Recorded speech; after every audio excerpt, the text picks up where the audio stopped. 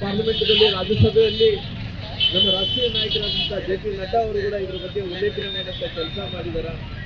ಅಲ್ಲಿ ಸಂವಿಧಾನದಲ್ಲಿ ಇವತ್ತು ಏನು ಬದಲಾವಣೆ ಮಾಡಬೇಕೆಂದರೆ ಇಂದಿನ ಉಪಮುಖ್ಯಮಂತ್ರಿಗಳಂತ DK ಶಿವಕುಮಾರ್ ಹೇಳಿಕೆಯನ್ನು ಖಂಡಿಸಿ ಅಲ್ಲಿ ನಮ್ಮ ರಾಷ್ಟ್ರೀಯ ಅಧ್ಯಕ್ಷರಾದಂತಹ ಸನ್ಮಾನ್ಯ ನಡ್ಡಾ ಅವರು ಕೂಡ ತೀವ್ರವಾಗಿ ಖಂಡಿಸುವಂತ ಕೆಲಸ ಮಾಡಿದ್ದಾರೆ. ಇವತ್ತು ಇದಕ್ಕಿಂತ ಮುಂಚೆ ನಾವು ಪಾರ್ಲಿಮೆಂಟ್ನಲ್ಲಿ ಗೃಹ ಮಂತ್ರಿಗಳಂತ ಅಮಿತ್ ಶಾ ಅವರು ಮಾತಾಡುವಂತ ಸಂದರ್ಭದಲ್ಲಿ ಅವರು ಮಾತಾಡಿದಂತ ಎಲ್ಲಾ ವಿಚಾರಗಳನ್ನು ತಿರುಗಿ ಇವರು ಸಂವಿಧಾನವನ್ನು ಬದಲಾವಣೆ ಮಾಡೋಕ್ಕೋಸ್ಕರವಾಗಿ ಬಂಗಾರ ಅನ್ನುವಂಥ ಆರೋಪಣೆಯನ್ನು ಮಾಡುವಂಥ ಕೆಲಸ ಇವತ್ತು ಕಾಂಗ್ರೆಸ್ ನಾಯಕರು ಮಾಡುತ್ತಂತ ಬಂದು, ಹಂಗಾಗಿ ನಮ್ಮೆಲ್ಲರ ಉದ್ದೇಶ ಇವತ್ತು ಒಂದೇ ಎಲ್ಲೋ ಒಂದು ಕಡೆ ಜಾತಿ ಆಧಾರದ ಮೇಲೆ ಇವತ್ತು ಮೀಸಲಾತಿ ಸಿಗಬಾರ್ದು, ಮೀಸಲಾತಿ ದೊರಕಬಾರ್ದು, ಮೀಸಲಾತಿ ಅವ್ರಿಗೇನು ಕೊಡ್ತಾ ಇರೋದು ತಪ್ಪನ್ನಂತ ವಿಧಾನದಿಂದ ಇವತ್ತು ಇಡೀ ರಾಜ್ಯದಾದ್ಯಂತ ಇವತ್ತು ಕಳಿಸುವಂತ ಕೆಲಸ ಮಾಡ್ತಾ ಇದ್ವಿ. ಅದಕ್ಕೋಸ್ಕರವಾಗಿ ಬಿಸಿಲು ಜಾಸ್ತಿ ಇದೆ. ಅದಕ್ಕೋಸ್ಕರವಾಗಿ ಮುಂದಿನ ದಿನಗಳಲ್ಲಿ ಒಂದು ಸಮುದಾಯನ ಓಲೈಕೆ ಮಾಡೋ ಸಲುವಾಗಿ ಇವತ್ತು ಮೀಸಲಾತಿ ಮತ್ತು ಏನು ಇವತ್ತು ಸಂವಿಧಾನವನ್ನೇ ಬದಲಾವಣೆ ಮಾಡಬೇಕಂತೇಳಿ ಏನು ಹೊರಟಿದ್ದಾರೋ ಅದು ತೀವ್ರವಾಗಿ ಖಂಡಿಸುವಂತ ಕೆಲಸ ನಾವೆಲ್ಲರೂ ಮಾಡಬೇಕು ಅನ್ನೋಂಥ ಮಾತನ್ನು ಹೇಳ್ತಾ ಇಲ್ಲಿಂದ ನಾವು ದಂಡಾಧಿಕಾರಿಗಳಿಗೆ ಇವತ್ತು ಅಲ್ಲಿ ಮನವಿ ಪತ್ರವನ್ನು ಕೂಡ ಕೊಡುವಂತ ಕೆಲಸ ಆಗಿದೆ. ಧನ್ಯವಾದ. ಕೂಡ ಇದಾರ ರಾಷ್ಟ್ರೀಯ ನಾಯಕರು ಕೂಡ ಇವತ್ತು ಹನಿ ಟ್ರ್ಯಾಪ್ ಅಲ್ಲಿ ಪೆನ್ ಡ್ರೈವ್ ಅಲ್ಲಿ ಇದಾರ ಅನ್ನೋಂಥ ಮಾತನ್ನು ಅವ್ರು ಹೇಳಿದಾರ. ಇದು ಯಾರ್ಯಾರು ಪೆನ್ ಡ್ರೈವ್ ಇದೆ ಅಂತೇಳಿ ಯಾರಿಗೆ ಗೊತ್ತಿಲ್ಲ.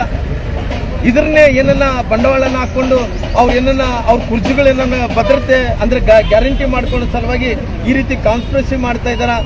ಅದು ಸುಳ್ಳ ನಿಜ ಆಗ್ಬೇಕಾದ್ರೆ ಇದು ತನಿಖೆ ಆಗ್ಬೇಕನ್ನಂತ ಒತ್ತಾಯವನ್ನು ಮಾಡ್ತೀನಿ.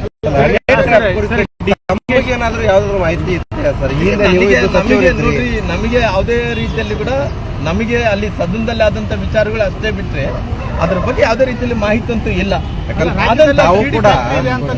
ಅಲ್ಲ, ನಾನು ಮುಂಚೆಯಿಂದ ಕೂಡ ಇವತ್ತು ಯಾರೇ ಒಬ್ಬ ರಾಜಕಾರಣಿಗಳು ಯಾವುದೇ ಜಾತಿ ವ್ಯಕ್ತಿಗಳಾಗಿರ್ಬೋದು ಬೆಳೆದಂತ ಟೈಮಲ್ಲಿ ಅಲ್ಲಿ ಎಲ್ಲೋ ಒಂದು ಕಡೆ ಪೊಲಿಟಿಕಲ್ ಸಿಸ್ಟಮ್ದಲ್ಲಿ ಭಯ ಪ್ರಾರಂಭ ಆದಂತ ಟೈಮಲ್ಲಿ ಈ ರೀತಿ ಕಾನ್ಸ್ಪಿರಸಿಗಳು ಆಗ್ತಾವಂತ ವಿಚಾರ ನಮ್ಮ ಗಮನದಲ್ಲಿ ಕೂಡ ಇದೆ. ನನಗೆ ಏನಂತ ಹೇಳಿದ್ರೆ ಇವೆಲ್ಲ ಗೊಂದಲ ನೋಡ್ತಾ ಇದ್ರೆ ಇವತ್ತು ಸರ್ಕಾರ ಬಂದು 2 ವರ್ಷ ಆಗ್ತಾ ಇದೆ. ದಿನನಿತ್ಯ ಭ್ರಷ್ಟಾಚಾರ, ದಿನನಿತ್ಯ ಗೊಂದಲಗಳು ಬಿಟ್ಟರೆ ಅವ್ರದ್ದು ಏನಿದೆ ತಮ್ಮ ಮೈ ಮೇಲೆ ಕಳೆದೆ ಅದು ಸಮರ್ಸ್ಕೊಳ್ತಾ ಹೊಂಟಿದ್ರೆ ಮಾನ್ಯ ಸಿದ್ದರಾಮಯ್ಯನವರು ಮತ್ತು DK ಶಿವಕುಮಾರ್ ಅವರು. ಅದೇ ರೀತಿ ಕ್ರಮಗಳು ಹೇಳಿದ್ರು ಕೂಡ ಇದುವರೆಗೂ ಕೂಡ ತಮಗೆ ಸಂಬಂಧ ಇಲ್ಲ ಅನ್ನುವಂಥ ರೀತಿಯಲ್ಲಿ ಇವತ್ತು ರಾಜ್ಯದಲ್ಲಿ ಹೊರಿಸ್ತಾ ಇದ್ದೀರಿ.